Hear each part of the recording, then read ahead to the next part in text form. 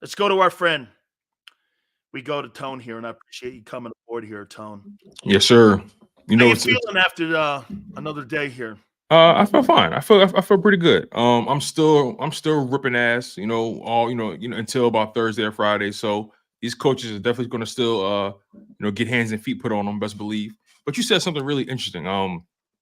The whole Doug Wentz dynamic versus the Nick Hurts dynamic, right?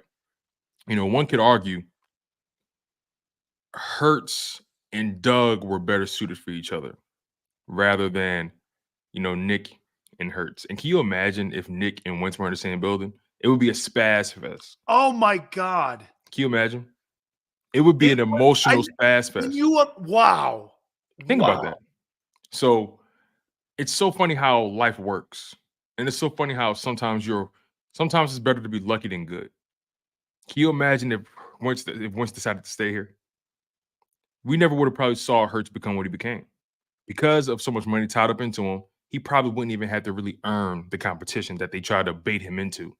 He wasn't. Because Howie's not going to move off his pick or off the money they gave him. Exactly. So imagine Jalen Hurts and Doug Peterson, the type of accountability that would have existed in that relationship, and the type of pressure it would have put on Howie Roseman.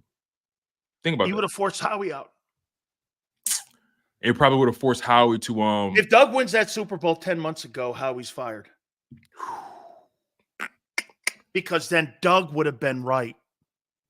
Hey, listen, man, you might be onto something. Wait, I'm going to show you this now. Tone, don't you think the coincidences are kind of ironic and they parallel? So think of this. After they win the Super Bowl and Wright's out of the building, right.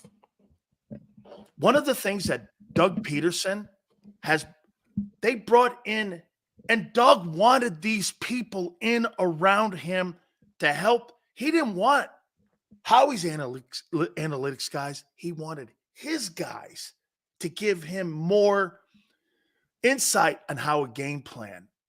That had to have, without a doubt, been the bump between them two. Here's the information. Yeah, we'll use some of it. Here's our information. Because think about it. I think you've got two coaching staffs in the building. Because think about it. Doug wanted to elevate Press Taylor. He already had a vision for who he wanted to take over his staff after, Jim Schwartz and Frank left. So I say that to say, think about how that would make Howie look in the long run. Doug is slowly implanting his people and slowly phasing out Howie's people. That would have phases out Howie. Slowly but surely. And look, you guys, Eagles fans, this is us spitballing here. We're having fun. But the fact of the matter is, it sure looks what's going on now. Things are starting to play out and look a certain way. I will hold on to this. The way Nick Sirianni looked on that sideline in that Cowboys game, he looked like he had no control over what was happening in front of him. I know a man in panic mode. I know what those eyes look like. That's what I saw on Sunday night. So, we'll see what happens. Let me put that back together again for you. So let's do this. After Wentz and Frank leave, Doug gets more control of the play calling, which he's gotten better. But he also has Mike McCoy down there with him. And isn't DeFilippo down there with him too? No. John DeFilippo's not down there with him. Is he in Cleveland? He was at one point, but John DeFilippo actually, if I'm not mistaken, I think he's coaching in the XFL or the USFL. Oh, okay, that's right. He was coaching the New Orleans Breakers. Yep, that's right. Yeah. That's right. Okay. Yeah. But she's largely responsible for Carson Wentz's fundamentals, in his development. He's the one of the main reasons why Carson Wentz was playing the way he was playing in that 2017 season. Look at all those quality coaches around Wentz that Doug put around him. Then when Frank leaves, the roster starts eroding, like we see the defense and the roster eroding. It starts eroding. There's lesser talent. There's lesser talent on the sidelines.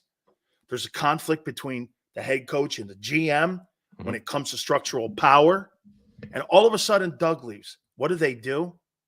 They hire a first-year head football coach, a first-year coordinator, another first-year coordinator. They hire all these guys before they even hired Actually, their head coach. they hired 3 first-year coordinators, actually. Before they even hired the head coach. Yeah. And get this. Then what they do is, as they get rid of Wentz, they have a coordinator in Shane Steichen. See, to me, that was a Frank Reich recommendation. It now makes sense. Frank knows, because you know what he said about Steichen? One of the greatest boutique game plan builders you will ever see is Shane Steichen. That sold Jeffrey Lurie. You brought that guy in. He was right. You had good personnel on defense. Jonathan Gannon didn't really have to defend that much. Play center field, shitty quarterbacks, fool's gold here. Get this now. Why in the world do you turn around and look at it and you go like this? Shane was really great for Jalen. You go from Shane Steichen, who could win the NFL Coach of the Year award, to a guy who's never been a coordinator unless he was in college. And when you look at the MVP candidates, Dak, McCarthy, Purdy, Shanahan, the guy in Baltimore, even the coordinator down in Miami with Tua. You get this guy? And again, I'm not saying – I don't know Brian Johnson from a can of paint. But right. I know this. He's not qualified to be in that. Like, if you were looking at all those coordinators, he's not qualified to be in that room with them dudes. You're not helping Hurts, dude. Yeah, You're doing the same shit to him that you did to Wentz at the end. The difference is that Jalen's medal is going to supersede failure on the sidelines. And my problem is with Hurts, he needs to show some cannolis and stand up a little more and combat some of these calls, because at the end of the day, it can't look that chaotic, Tone. It just can't look that disorganized. Here's your identity. Your defense sucks. Your offense has no identity. That's who you are going into week 15. That's actually pathetic and frightening. Yeah, it is when you think about the amount of talent on the defensive side. I'm sorry, the amount of talent on the offensive side. The talent on the D-line. And then on top, see, there was on the defensive side, there's a miscalculation after miscalculation after miscalculation. On the offensive side, there's no real identity and goal being achieved on the offensive side of the ball. I'm like, every team, you can, for the most part, at this point in the season, all the contenders, you can kind of look at them and know what they're trying to get done, right? And with the Philadelphia Eagles, it seems like they're literally trying to throw shit at the wall until it sticks. And, you asked the question earlier, do I believe the Philadelphia Eagles or do the people believe that the Eagles are going to beat the Seattle Seahawks? I want to believe they will. Do I still have my questions and concerns? Absolutely. And they have to, at this point, I'll put it to you this way. The Eagles are on a prove it deal with me every week. That's where I'm at with them right now. Has that loss, these two losses, made you pause on the team? Like, still to this day, I pause on Arizona and the Cowboys because the Cowboys could have one of those games. Or do you think teams grow into being more confident because as you get your ass kicked like that, and then the Niners kick your ass, and then you start winning these games, and then you have an epiphany game? And I think every year there's a benchmark game in a season that could turn the team's mentality up or turn the team's mentality down. I think there's a pivot game. Every year you play with every team, there's a pivot game. I'm sure there was a pivot game. So do you think 17th season, wasn't it the Atlanta game? In the 17th season, the pivot game kind of came faster than it. 17 is weird because when Carson Wentz got hurt. Oh, yeah, that's right. It was 2 seasons. Right. But you can make an argument that Rams game was a pivot game, but it came in such a way that it could either make you or break you. Was it the Giant game the following week? Yeah. And he came out and balled that game. And then he sucked against the Raiders, and then I think they lost to the Cowboys in the final one. But that was because of if I'm not mistaken, I think they just benched everybody. I think he had 3 touchdowns in that Giant game. In that Giant game, yeah, he outdueled Eli. That was a pretty good game. But nonetheless, though, I'm looking at this team now, and you asked me a question like, do I think what's been going on these past couple of games, could this be a come to Jesus moment, basically? Yeah. And essentially, do I believe teams have to go through this kind of situation? I do believe every team has to have that one situation where you're either going to go left or you're going to go right. Every team has that fork in the road. Niners had a 3-game losing streak. They did, but we were able to make sense of that. Injuries. Correct. You know what I mean? We were able to kind of put the math together with that. Okay, you're missing Trent Williams, you're missing Debo for a couple of games. There was a micro, but still, it was a 3-game losing streak. Comment that you could see that was in front of us here with this. This has been something that's gone on since the offseason. This has been something that's been brewing for a while. That's why it's more difficult to come to grips with, I think, Tone, because as long as you have, I don't want to use the word excuse, or there's a reason why the Niners lose 3 because they have these guys out. When you start to look at the Eagles situation, you're looking at what happened in the offseason and what's happened in season. And now you're starting to put these things together. Going, I got it. Shit, man. I got it. You know what makes this? You want to know what makes the Philadelphia Eagles situation so scary for me? It's not like they're experiencing things outside of their control.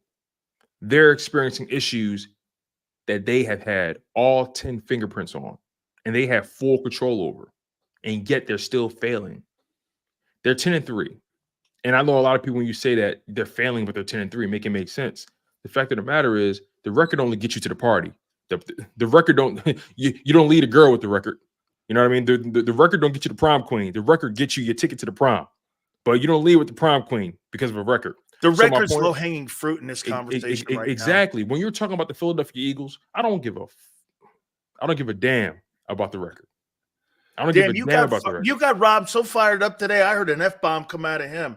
I was kind of shocked, man. Hey, listen, you fired him up so much. A WIP guy had an F-bomb on his show today. I was like, sparking Rob up. That's my guy, man. I'm sparking him up. His ass up. I'm sparking him up. I love him. I love Rob, man. But when people continue to talk, especially at this point, right? Because this is a week-to-week league. When people continue to talk about the record, I look at them as them not seeing the bigger picture. And I look at them as being more emotional than anything. I look at them as playing defense rather than offense. And what I mean by that is you're trying so hard to protect something instead of going hard to try to take something. And I'm trying to take a Super Bowl. I'm not trying to protect their hunger. I'm not trying to protect the record. I don't want to say they lost their hunger. I think they lost faith in what they're doing.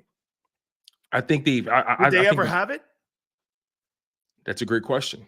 And when you think about the way this season has gone and how herky-jerky things have been, I have no doubt that these players are probably looking at each other like, yo, I mean, we're winning, but. How many times have Jalen Hurts walked off the sideline shaking his head on certain series where he just doesn't know the direction of what they're doing? And he looks, I mean, let me tell you something.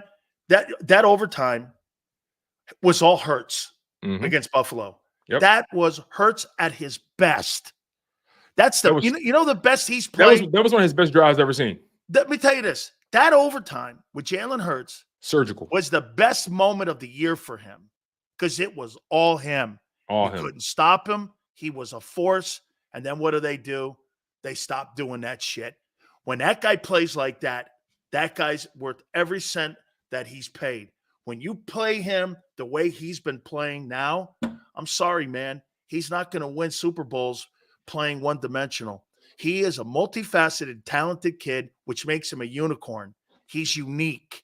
When you have Deebo Samuel is a unicorn because he can do multiple things. Christian McCaffrey is a unicorn. When you have guys like that, Tone, they're huddle changers. Finding a 7-step drop guy like Joe Burrow or some of these other guys, dude, it's impossible finding one of those kind of guys. You can find them in the 5th round, the 6th round, the 2nd round, anywhere. Isn't it funny, the great quarterbacks of all time? I mean, some of Manning lived up to it. Montana, 3rd. But Brady, 6th. Russell Wilson, 3rd. Kurt Warner cut 6 times. No, I mean, you bring up an interesting point. Like you said, Peyton Manning lived up to it. But did he? Not really. I think you know what I mean. Yeah, you know what I mean. But anyway, that's a separate conversation. The fact of the matter is, though, Jalen Hurts is in a situation where he has to be the stabilizer, and he has to be the one to rally the troops. And I trust him. He's the only part of this situation that I trust. Isn't that crazy? And I think that's important. But my question is it enough in the long run? See, watch this, Tone. I don't trust Purdy without Kyle. I don't trust the defense. I don't trust, but I trust Hurts without Nick. Get them to, how about this? The one thing I'll say about Jalen that I still have not lost faith in, Jalen's going to do everything in his power to get to the fourth quarter and give us a chance. Mm-hmm. Okay? That is what he's fighting. He's fighting against inadequate help. I mean, I don't think the Josh Sweat is a microcosm of what we're talking about here. So you don't have enough depth in edge rushers. You don't have a lot of depth anywhere at corner. You don't have a lot of depth anything over on that side. It just seems to me that they have a structure on how they go about their business, and they don't waver off it. No backs, no linebackers, no depth, no here. It's defense no is all plug and play, same system. Dude, it's not that the team, you know when D-Gun's saying that the other day? It's not that the team is predictable. The organization is predictable. Yeah. It's one thing to have a philosophy, that you try to stick to. I feel like every organization should have a base philosophy, right? They should have an identity, right? But you should never be so married to your philosophy where you can't just see the forest from the trees. You know what I mean? Like you should be able to say, I know we do things this way, but this guy really help us. Let me make this move here. Like you should never be afraid to pivot. Just because you pivot slightly doesn't mean you're abandoning your philosophy. It just means that you're taking a chance on something. You cannot get anywhere you want to go without taking any kind of risk. Let me show you something here about the New England Patriots. People always want to know, well, what's their identity? You know what their identity was? They could be anything they needed to be on any given Sunday and what they needed to do to beat you. Mm-hmm. They were multifaceted. Look at the guys they had on defense, Tone. The Vrabels of the world, the Teddy Bruschi's of the world. They had multi-part guys who could put their hands in the dirt, stand up.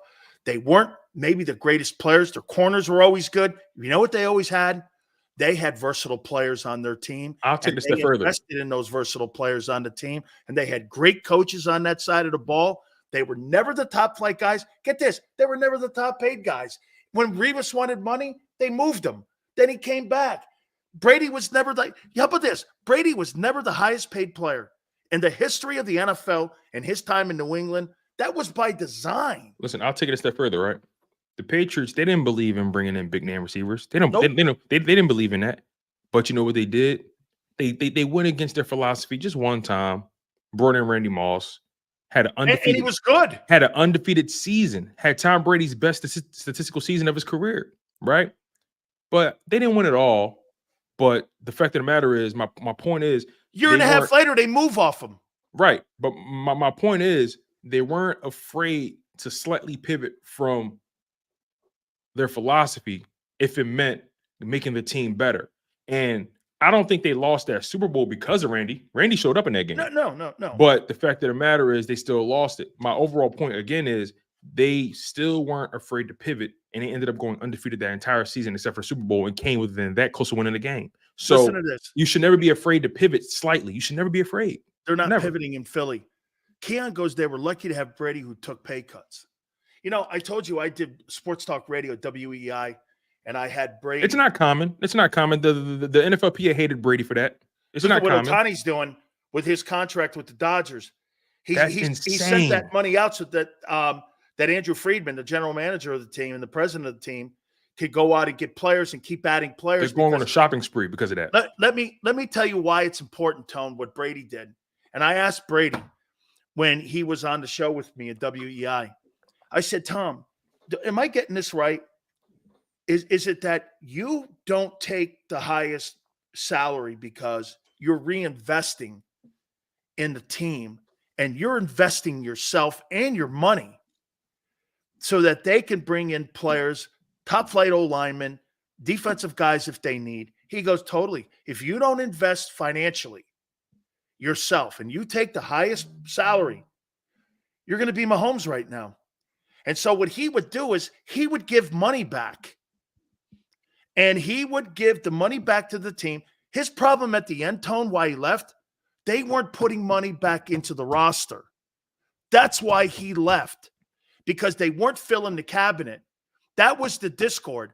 You know, all them years, that 20 years, those 3 decades. Or they were missing every time they tried. Or they were missing on guys like they kept missing. the wide receiver from Arizona You brought up a great State. point, though, because, you know, you brought up a great point, but here's the caveat, right, that we can't ignore.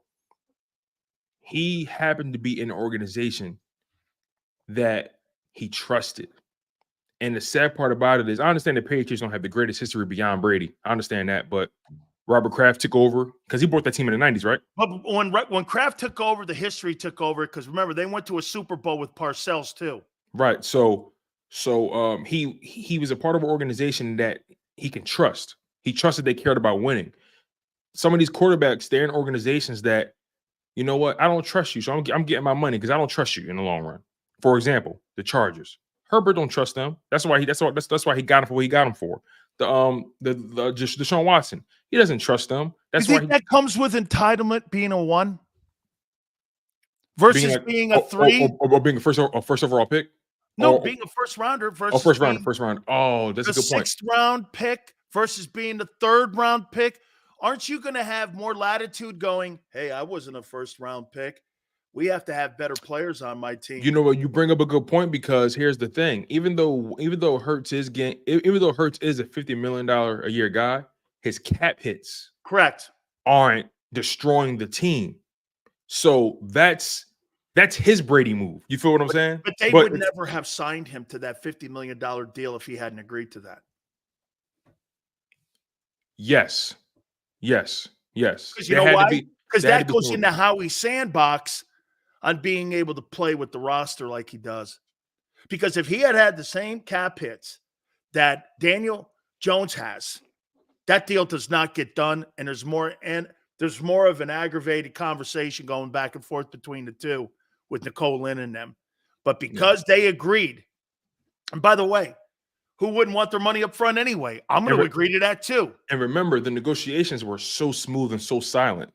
So Jalen Hurts knew what he wanted. You know what you and I would do? Put the money in the bank and we're good with it, okay? I'd rather have it now than later.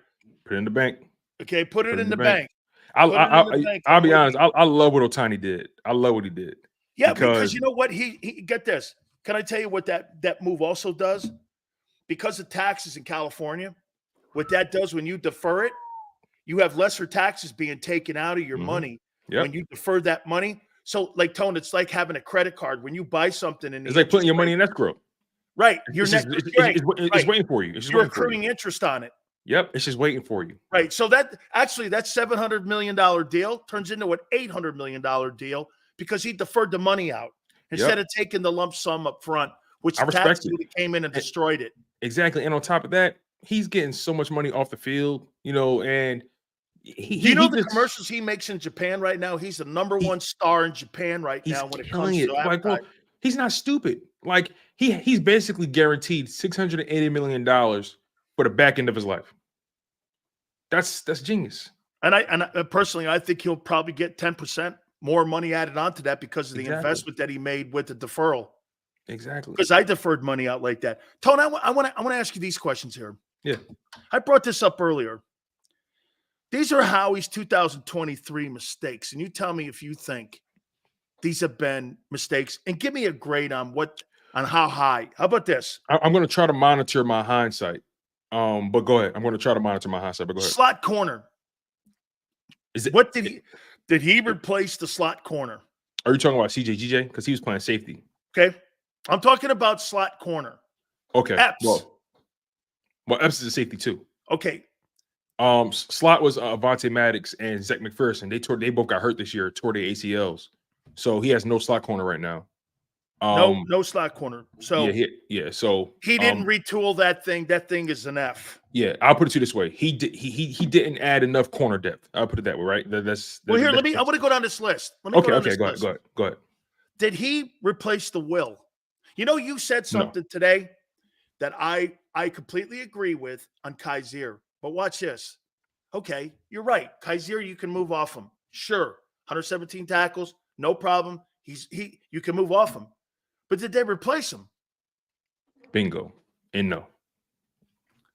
I mean, Okay, so wait. Because remember, I told you had a guy, Tone, that you could replace, and you didn't. Because remember, you and me and everyone in Philly and around the country, you could replace Kaiser, but you couldn't. Yeah, and my mindset was bringing TJ back, moving Kobe to the will or the off ball. Let's put it that way. Putting Kobe off ball, and that way you're still secured at that position to a degree. You feel me? So anyway. Go ahead. It's a miscalculation all across the board. How much of a disaster on a scale of 1 to 10 do you think the Dean decision has affected the defense? 10, because you've put so much of your eggs in that one basket. You banked on the Kobe Dean being this game changer all off season. You sold him to us as if he was going to be the next great Eagles linebacker. He has the green dot. He's the future. You had him. You had him in cryo sleep all his rookie season. He didn't play at all the rookie year. You had him just sitting, just resting. And then you bring him out and you spice him up, and he comes out and gets hurt the first game, goes on IR, comes back for a few games, goes on IR again. It's a huge disaster because your linebacker position is your worst position group on your football team, and you have yet to find guys that can leader, depth, quarterback of the defense, all of that. You put so much on his plate. You put so many of your eggs on his basket, and now he's on IR twice in one season. That's a colossal failure. Now, this is a Monday morning quarterback thing, so I got to always remember that, and it's hindsight. The Bradbury contract extension and the signing of Slay. So I put it this way. I think they failed in the offseason at putting depth at the corner positions. You could have went into the draft and done a better job at the corner position. You could have looked at more corners that were available to bring in, because your cornerbacks right now, your cornerback position room is not good at all. I mean, Slay is getting hammered because of a shit defense. He's not horrible. He's okay, and I'm all right. I think he's still overpaid, but the Bradbury deal, which makes me go, all right, I would have signed him too. Okay? I would have signed him too. But Tone, I think they did a poor job at evaluating that room when it came to putting depth around it, at least. Yeah, I agree. It's so funny. James Bradbury, when they gave him the contract, you understood why, right? Yeah, he had a great year last year. Had a great year, second team All-Pro. He was damn near flawless. I thought he was really good. He was arguably your best corner on the field. So I understood the mindset in paying him, because when they paid him, I would have too. I would have paid him too. But remember, they only paid him because they couldn't get CJGJ. Their number one priority was CJGJ. They couldn't come to terms with him. Bradbury was the secondary option. And then Slay went off on a tangent about, not coming back, and he jumped out the window when he shouldn't have. He should have just kept quiet. Everything would have worked out for the best. He made something into nothing, but that's a separate conversation. The fact of the matter is, if I know what I know now, I'm not bringing James Bradbury back. But at the time, I can't kill the decision. Now, what I will say is, to your point about them loading up in the cornerback room, they didn't do enough in the draft. Keely Ringo in the 4th round, I'll admit I was high on him when they got him, but I knew he had a lot of things that they needed to work on, like, for example, those stiff ass hips. But again, you had 2 first-round picks. You draft Jalen Carter. You draft Nolan Smith. Move. And Jalen Carter was the right move. Nolan Smith at the time, I liked it because I felt like it gave you edge rusher depth. But since you're not using him, now looking at it like, damn, what was the point? Because you could have drafted a corner at that. Let me ask you this here before you go on here. Let me ask you this. I heard you say something earlier. Throw the guy out there. Just don't. But wait. So Keely Ring, they throw out there. He has 2 embarrassing plays in a row. You throw him out there. That's what you get when you throw him out there. I'm not saying I'm not for that. Why won't they throw Nolan Smith out there? Can I tell you why? I don't think Howie Roseman wants another first-round guy to look like shit out there and unprepared and not ready to play. And in my opinion, because he just whacked Derek Barnett, this guy's an impression guy. You know what I'm saying about first-round edge rushers. He's not had a very good track record, and I could see it in your eyes right now. you know what I'm talking about is right when it comes to how that guy is perceived. Perception of how people look at him is important as it is building the team. The Eagles care about their PR tremendously. Him more so than ever because of that. I'll give you an inside thing here. So Bob Lang over at the Eagles, you know what? Because I said some negative things about Howie Roseman on my program. Those guys were like this. Why should I put the general manager on your show when you criticize him? I said, hey, man, geez, okay. So you don't want to put the general manager or the coach on because I criticized the GM? I was like, then I'll tell you what, because I did this with the Buccaneers before too.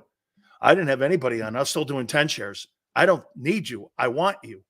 And I go, I've never needed anybody on my program for 30 years. I want people. I pick you. Okay. And so I found that to be a little over his skis to try to control my show or my market or whatever I do. Right. That's what Angelo talks about. So to me, the perception that team, they control the Philly sports media because they know they can. Yeah, I'm not a fan of the moves Howie Roseman has made lately. And in my humble opinion, he miscalculated so many different things. Let me get going. I got a list here. Okay. Sorry about that. Go ahead. All right. Here we go. Lack of depth at edge rusher. Failure. How about this one? You have Josh Sweat playing more snaps than he's played in his entire career, and you still have 4 games left. I was happy you defended him.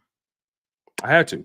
Yeah. I had to because, the fact of the matter is if we're going to give the entire defense some kind of grace for playing more snaps or give the rookies grace for potentially hitting the wall, whatever it may be, why would it stop there? Josh Sweat is playing significantly more snaps than he's ever played in his career.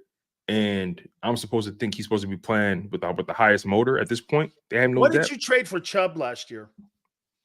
Why didn't by the way, Ertz Repair, I appreciate it. Why did the Eagles trade for Chubb last year? Are you talking about Bradley Chubb from the Broncos? Yeah, that went to the Dolphins. Yeah, I wanted him actually. And then you have a replacement for Graham next year, or for this year. You would add him and Graham playing edge. See, the thing, Bradley got a lot of money. Like the Dolphins gave him a lot of money. They gave him a lot of money. Oh, okay. And also the amount of money they're paying. So would you rather pay a guy a lot of money or continue to miss on edge rushers? No, I get you. I get where you're going. But I guess if I had to make sense of it, right? You got Josh Sweat on that contract that you have him on. You got Reddick on that contract on the current contract. You dedicated that much money to the corners. Remember that. There's about $30 million between Bradbury and Slay. You're paying AJ that, the offensive line, the D line, Fletcher, there's a lot of money in other places. And I actually, as much as I would have wanted Chubb, I would have a hard time believing he's paying that number for a guy in a rotation if he's not the main guy. Okay. Do you think you have a good enough running back room? Remember, this affects your quarterback too. If you're going to take RPOs out of your offense, shouldn't you have a duplicate of what you had in 17 with a slasher and a pounder? You know what's so funny? As much criticism as I gave Miles Sanders, he knew exactly what to do in that system. And I look at the running back room now. I don't understand why we don't have a power back in the building, or if we do, why we're not using it, for one. But also, I've always felt like this. This is the running back combination I want. I want the running back combination to mirror exactly what that 2017 had. You had the power with LeGarrette Blount. You had the one cut back with J.J. Then you had the scat back, the receiving back with Corey Clement. And it worked because you had a 3-headed monster back there, and you were able to accomplish whatever you wanted to accomplish. So when I look at this running back room now, not enough power. It's not enough size. So you're more of a finesse team? That's what it is. Based off the running back personnel, I would say so. based off the running back personnel. Holy shit, that's a change in identity. Think about it. Swift is more finesse. So they've Gainwell changed is the more finesse. identity of the offense from what you're not Now, only not the Miles, same. Miles last year, the running back room was pretty. Miles, I wouldn't call Miles Sanders a power back. He was more But he finesse had as well. 1,300 yards. Yeah, but yards don't equate to power. Okay, how about this? He had 11 touchdowns. That does. I don't think so. He because a lot of those touchdowns he went in untouched. So I can't really, he didn't really. What's the difference this year? You got the same guys back. Miles Sanders not back. What do you mean? No. How come you don't have a running back that's on pace for what Miles did a year ago? You got the same guys. How many yards did Miles have last year? 12, 59, and 11 touchdowns. 1259. All right, give me 1 second. Because if I'm not mistaken, let's make sure my numbers are correct. Oh, I think he's on pace for 1,000. So far, okay. Look at the touchdowns. Swift is on pace for the touchdowns is different. But again, I think that goes. See, here's another thing that we're not talking about yet, but we talked about it before. But we got to talk about this. Miles Sanders, he benefited a lot from what Jalen Hurts was doing with that RPO. See, the RPO. Yes, sir. Don't you think a lot, Swift would too? But they're not using him that way, and it goes back to what? It's affecting two people. It's affecting two positions. Get this. Last year, when that RPO was in that offense, don't they get it? I heard Rob say, I'd like to see them establish him more. I'd like to see them establish.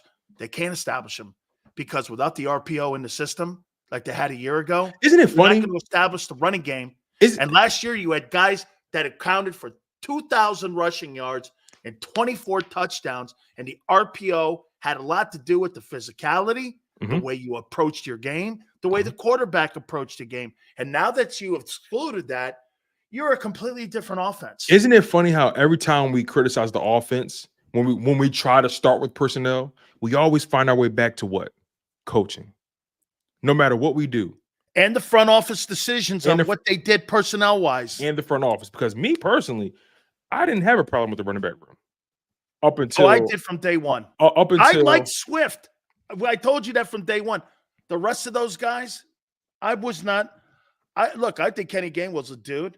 Boston Scott is a Doug guy, so he ain't going to get any airtime. And that's my problem. I mean, it's just Boston Scott runs with power, but nonetheless, every time we criticize the personnel, it always goes back to the coaching decisions and the front office decisions. Because at the end of the day, I don't think this coaching staff is really maximizing this roster to the best of its ability. I don't think so. It's just that simple for me. It's training wheel coaches and analytic. You have training wheel coaches and analytic decisions, and that's why Jalen Hurts this year is not an MVP candidate. They look stagnant. They look stagnant. Last year, they were not stagnant at all. And get this, Tone. It carried over from a year ago on how he played all the way up until week 11.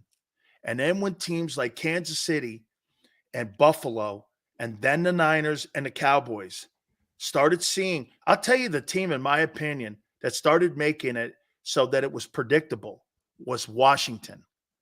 Washington showed you with lesser personnel, if you get pressure on the quarterback and they're not going to run the RPO and the linebackers can't cover, I think that coaching staff exposed how tight those games, they could have easily lost both those games. Washington also was the first team to expose the defense as well. Yeah, because that's right. Because what they did 750 yards in 2 games against them. Because what they did was Eric Bieniemy is a genius. He realized they're depending so much on this pass rush. Let's completely eliminate it altogether. We're going to get the ball out of your hands fast, and we're going to force these linebackers and DBs to cover. And if they can cover, so be it. If they can't, we're gonna kill their ass. And that's exactly what happened. Sam Howell was getting that ball out of his hands.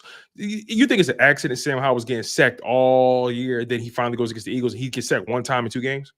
Or like 2 times in 2 games? He barely got touched. So remember my point the is, play in the game I pointed out, it was 3rd and 1, and they got a penalty. They were passing on 1st down. That's how you knew. And then all of a sudden, they still played off the ball, and it was an easier play to connect on the 1st down. And you're going like this. Jesus Christ, he tried to make the hard play for the kid. It's Sam Howell. Nope. That's stubbornness to philosophy in what they're doing and not bending, okay? That's coaching. That's a coaching issue. Dude, if I have Sam Howell or an inexperienced guy and it's 3rd and short, I'm going to make you make the tough throw. I'm not going to give you an easy option because I have to play a philosophy. Dude, so many little things kind of showed me this year through the record. It's why every week I kept coming out and people are going, God, the team's 8-0. What's – and that's why Angelo and I were saying, I'm like, I just tell you what, there was a tsunami coming. Listen, I was today, we had Dave Zangaro on Sports Take. And I asked him a pretty blunt question. I said, because the one thing that kept coming up in the conversation was, this coaching staff, they trust these guys to win. They trust these guys to win. Talking about AJ Brown, Devontae Smith, Jalen Hurts, they trust these players to win their matchups, right? So I had to push back and I said, well, we keep talking about the coaches trusting these players to win their matchups, but can the players trust the coaches to win theirs? And I basically went as far to say, if you ask me, based on what I'm seeing, we keep talking about them trusting the players to win, which tells me that they're relying on the players to elevate their scheme, when in reality, their scheme should be helping elevate these players. And the example I gave was, when I look at the 49ers and I see how talented they are, Kyle Shanahan isn't relying on his talent to get open. He's relying on his scheme to help put these players, these talented players, in open situations. You can look at any game with the 49ers. This team, or that team rather, Brock Purdy always has at least 4, 5, 6, 7 yards of distance between his receiver and the defender. How is it that easy for him to scheme open these super talented guys who are very capable of getting open on their own? But he says, no, forget that. I'm going to use my scheme to get my most talented guys in open field so they can make plays. The Dallas Cowboys, same thing. They're finding creative ways within the scheme to get their most talented players open so they can make plays on the field. That's usually what you get when you get talented coordinators. Every throw, every play that Jalen Hurts has to execute, that AJ Brown has to make a play on, DeVonta Smith, DeAndre Swift, the offensive line, everything is a struggle for them. Every window is a keyhole for Jalen Hurts. Tone, everything looks the same. Everything looks the same. And I asked him flat out. I said, do you believe this offense? I said, if someone said to you, the Philadelphia Eagles offense hasn't evolved from 2022 to 2023, what do you say? He says, well, I would say they're probably right. Yeah, so and David Zangaro is well respected in his market, but it's not. It's a fact. Get this, it's not going to evolve because the analytics guys, because the coaches can't do it. They can't do it. They control it. They're incapable. The coaches are incapable. Their coaches are incapable, and then what you do to make sure you have the power, you hire inexperience. I've said it time and time because again. Because experienced coaches would look at that game plan and go like this. First off, we don't have the personnel. We get this. Dallas's weakness was running the ball because they're high in turnovers. They get to the quarterback. They're a finesse defense. What did they do? They completely got outrushed again. They didn't have a commitment to running the ball, putting the RPO in the game. There is some sort of weird saving of Jalen. It's more important. Nah, I can't go there. It's more important for them to have Hurts at the face of the franchise than it is to do the right thing for the franchise by putting the offense that got them paid back in. They are so again, Hurts is a centerpiece to the organization right now, and they're doing more to protect him than develop him. And you know what people are going to say? What? And you know what people are going to continue to say after we say all this? Well, they're 10-3. They're 10-3. You know what I mean? 2 bad games don't define you. And they gave them the benefit of the doubt. And you're right. 2 bad games shouldn't define a team. But what people fail to realize is it defines a direction. This has actually been a long time coming. This is actually something that's been building up. Let's be honest. It's a tsunami. So these 2 losses have forced me to really sit back and look at this team objectively. Because I'll be honest, I'm a fan. I'm a huge fan. You know what I mean? And I've been biased throughout the season because we're winning. And I believed in this team. I believe in the quarterback position, you know, and I want to trust these coaches. I want to trust the GM. I'm that fan. I want to trust you, right? But when you see these 2 back-to-back losses against who they lost to and how they lost, oh no, now it's time for me to sit back and really view you the way I'm supposed to look at you. So let me throw this last little. We got a couple more nuggets here, but let me throw this nugget at you here. What if they lose a game to the Giants? And then you put, wait a minute, get this. Then you put the Jets loss, the Giants loss, and getting murdered by those 2 teams, Cowboys and Niners. I mean, probability? Probably not. But here, I'll say this to you. Do I trust Tommy DeVito more than our defense? Well, that could be a push. Yeah, I don't know. Okay. But Tommy DeVito. That defense, but Tone, that defense has made everyone look decent. Yeah, they have. They've given Sam Howell 2 career games. They've given Sam Howell 2 career games. Did you know to this day those are Sam Howell's best games of his career?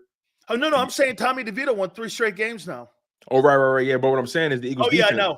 Oh yeah, they've given Sam Howell career games. So I look at the defense. I look at the defense, and I'm concerned. You know what else? I don't really think we're really shitting on the players. I just think I don't think so either. But it's so hold on, real quick, Sills. I don't think we're shitting on the players either, really. But isn't it so funny? But listen, isn't it so funny how typically fans we typically defend the players, but when we're going after the big wigs, the coaches, now they take that more personal for some reason. You notice that? Most people are afraid to challenge authority. Have you noticed that? I've always known that because fans. So which is it? We're protecting the quarterback and we're protecting the players. We're going after the guys that make the decisions. But you know what? There was always be careful here when you do this as you go forward here, Tone, because I know. Because here, when I was in Tampa, I used to call Mark Dominic a bookworm, and I used to call him a librarian. I go, this guy's talking to me about having a B+ roster, and he's 25-51 as general manager of the Bucks, and he's trying to convince you guys out there that this guy's putting talent on the field. I went where? And so the Bucks would call my bosses. They would I was there 15 years, and they would call my bosses, and I would sit there and I go, he's 6-10. What do you want me to say? You want me to paint a 6-10 picture into being something it's not? I'm with you. So here's the thing, right? To your point, I understand what you're saying, and maybe I should be careful. Maybe I shouldn't. Who knows? But here's my thing, right? My motive will always be this: it's coming from a place of love, right? I love this franchise. Yeah, well, they come from the cash register. Those business guys. No, that's true. Listen. It's not affecting my bottom line. I don't know. I love this organization. I love this team. I love these players. I love everything that this team embodies. So when I feel like there's an injustice being done, I'm going to say something. So that's just who I've always been. My wife always tells me, dog, your face will talk before your mouth will. And I just, I'm a passionate person. Sometimes I need to reel it in. Sometimes I know how to play ball. Sometimes I don't. I'm learning because of my wife. But for the most part, man, I don't tolerate bullshit. Yeah, man, but I was 60 and I have still barely figured it out. Hey, get this. Here's a story for you. I come home, man. I go, yeah, I just got fired. She goes, hey, congratulations. You were right. And I went just like this. Damn. Hell, you were right about your Canes and the Dolphins. You got fired, right? Yep. She goes, how do you feel about being right now? And I went, yeah, that's a good point. Hey. Well, is it? Here, let me move on to this now. That's question for you. Yeah. Should Sirianni have more control of the play calling over Brian Johnson? This is the only option. Well, based off everything we just talked about, I think they should do what's best for the franchise. I think Nick Sirianni should do whatever's best for the franchise. Now it sounds like to me you're walking on the you're walking on the beam there. Okay? I think you're on the beam there. I'm going to take you I off trust the beam. I trust Howie Roseman unequivocally. Simone Biles, get off the beam. I want to know what we're doing here. Do you think Nick I Sirianni trust should be Jeffrey the play Lurie. caller? I trust these guys. Sills, what do you mean? I trust these guys. Whatever decision they make, I'm rolling. I'm rolling. I'm along for the ride, baby. What he's doing, he's playing. Hey, 10-2, 10-3. EAGLES 10-3. Eagles. Is that where I'm 10-3, at? baby. 10-3. 2017 Super Bowl. Let's go. I'm rolling, baby. Howie, whatever you say, big dog. Let's do it. What's your only option? Okay, how about this? You know, I keep having people do this. Well, how do you fix it? Is this fixable? Not at this point. Not at this point. You can only hope. Offensively, possibly, because they're so talented. But defensively, this roster ain't changeable so much. So all you can do is hope for is better execution. That's the best you can hope for. Coach them up. That's the best you can hope for. Because they are who they are. And you can. There's only one way. This is only one way this can get better. Yeah. Jalen Hurts has to take control. Jalen Hurts has to be phenomenal. Jalen Hurts has to take more control of the direction of the team, not Nick. I watched that website and I was listening to IP this morning, and I'm like, should Sirianni be more involved with the play calling? I'm like, you're asking the wrong question. It's his game plan. It's his game plan. It's Hurts. Right. It's not. Why would you want to have a conversation about analytics and inferior coaching? Two things that are hurting the kid and the team. The lesser of both evils? No, thank you. Let me go with I know what I paid $50 million to, and I know that works. I don't know if Brian Johnson works. The analytics guys have gotten in the way since Doug. I look at it this. Jalen Hurts not only has to be exceptional on the field, but he has to be more with an authoritative tone with what he wants to do. Look, if you're Patrick Mahomes even says shit back to Andy and him. I've seen him and Andy having conversations that are a little heated. I've seen him with Bieniemy. Get this. Mahomes doesn't look, he knows how to play with his money. He knows how to play with the salary. If he doesn't remember something, whether it works or not, Tone, it's not important. If Jalen thinks it does, I'm rolling with it. Like you said, you were being sarcastic here. But if Nick and Brian think it works, people are asking a question. Well, do you think they trust him? No. But if Jalen Hurts Jason Kelce came back to play with the Eagles, not for Nick Sirianni. He came back for Hurts. He came back for Hurts. What you do is you empower the kid. You give him more of a stay in the locker room. Everything Wentz failed at. All the things, you know what you're doing? You know what you're also doing? You're neutering his leadership. Let him have say on the offense. Put it in his hands. There's nobody in that room. Shane Steichen's not there any longer. To me, that knows the RPO better than Jalen Hurts. But the organization thinks they know what's better for him. And they haven't. Look at the shit show they have on defense. Howie, no disrespect, you had a one-year wonder in 22. They're cutting their nose despite their face. Absolutely. Because again, Tone, watch, and I know you hate answering this. What's more important, control or Lombardi Trophy? I think Jalen Hurts is what's most important. Jalen Hurts is the most important person in the building. Well, they ain't acting like it.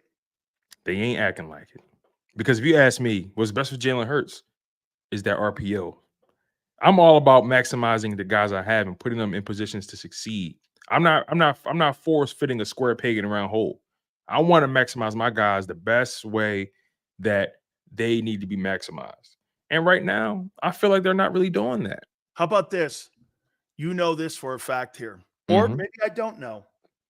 When I ask you that question, do you think the Eagles are more, the number one priority is Lombardi or control? if they believed in Lombardi, wouldn't Doug still be the coach? Ding, ding, ding, ding, ding, ding, ding, ding, ding. Do, do, do, do, do, do. I mean, Number one answer on the board. Hey, get this. The dude's showing you.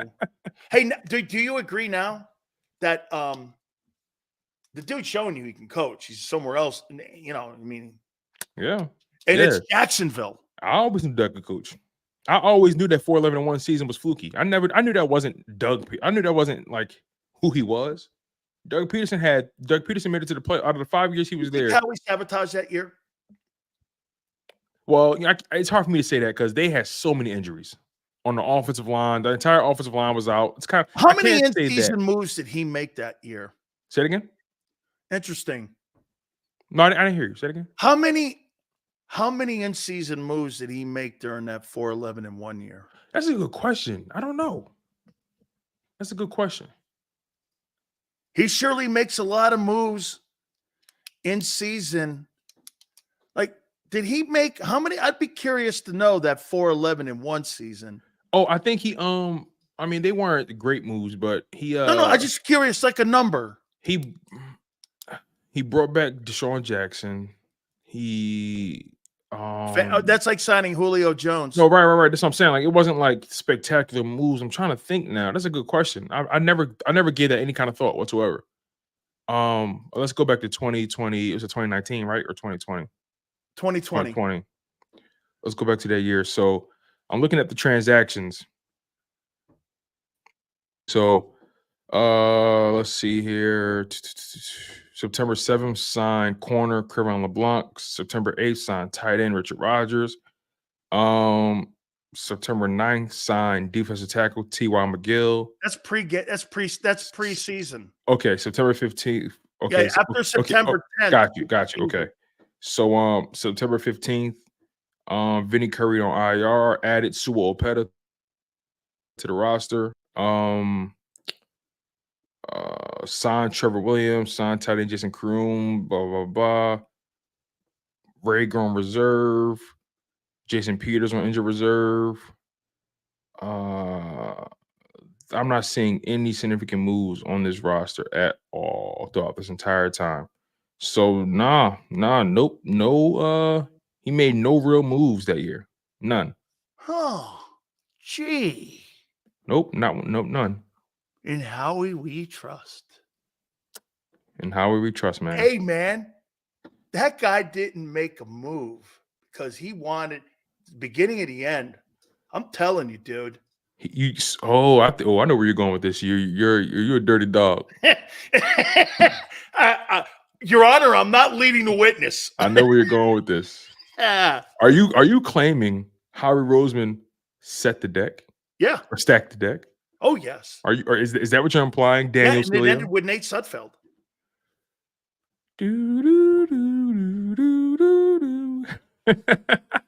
Because there's too much pissing in Howie's sandbox with the coaches, the analytic disputes, the direction. Wow. Guys, you said he wanted to elevate. The only way Howie could grab control is by sabotaging Doug. Man, that's So he doesn't make one move in a 4-11-1 team season where you need to make a ton of moves to try to save the season. And 3 years removed from winning a Super Bowl, the only way you could do it is by putting Nate Sudfeld and benching Hurts to make it look like Doug didn't want to play with Hurts. Now, this is theory, folks. Yeah.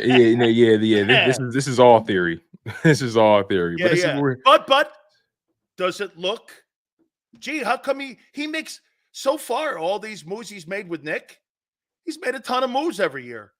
He didn't make any moves in 17. Why? Nate Sudfeld closes the show. How would you like to have this on your tombstone? Yeah, my last game, my general manager threw the game and put Nate Sudfeld as my starting quarterback as the Eagle head football coach. Yeah, man. How he made me do it. Yeah, he didn't really make any significant moves after that Super Bowl season, really, if I'm looking at this now. I'm looking at all these moves from 2018 to 2020. He didn't make any significant moves, really, at all, Doug was battling at all. for him. If at all. 2017 was the only year he made significant moves. He signed LeGarrette Blount. He traded for Jay at the trade deadline. You know, he did. Listen, man, this is we're living in the Matrix right now. So again, Your Honor, I have to cross-examine the witness again, just a tad bit here. To put a button on it, Your Honor. I think the Philadelphia Eagles do beat the Seahawks. I think they do beat the Seahawks. I'm thinking about what you said yesterday about how typically teams after they play the 49ers, they lose. I think they bounce back in a major way. They have no choice. 1-26 after you play the Niners. That teams are 1-26. That was the record. Yeah. So yeah, they have no choice but to bounce back after that abysmal past 2-week performance. They have no choice. I'm looking at Jalen Hurts as the guy who has to turn the corner first. Yeah, that's where I'm at with this thing. Okay. I'm going to end it with this. Very simple. Your Honor, it could be a hostile witness here, so just let you know. Do you trust Jalen Hurts down the stretch? Yes, I do. Do you trust Nick Sirianni? No. Do you trust Brian Johnson? No. Do you trust Sean Desai? No. Do you trust Howie? Push. Your Honor, I rest my case.